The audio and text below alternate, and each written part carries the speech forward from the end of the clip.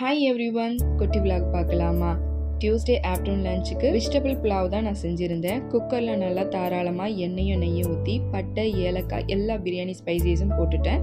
ஃப்ரிட்ஜில் இருக்கிற எல்லா கலர்ஃபுல் காய்கறி, பீன்ஸ், கேரட் இதெல்லாம் போட்டு அதுக்கப்புறம் வந்து கிச்சனில் இருக்க எல்லா ஸ்பைசஸ் மசாலாவும் போட்டு திக்கான தேங்காய் பால் ஊற்றி ஒரு அரை மணி நேரமாக ஊறிட்டு இருக்க அந்த பாஸ்மதி அரிசியை இது கூட சேர்த்துக்குங்க.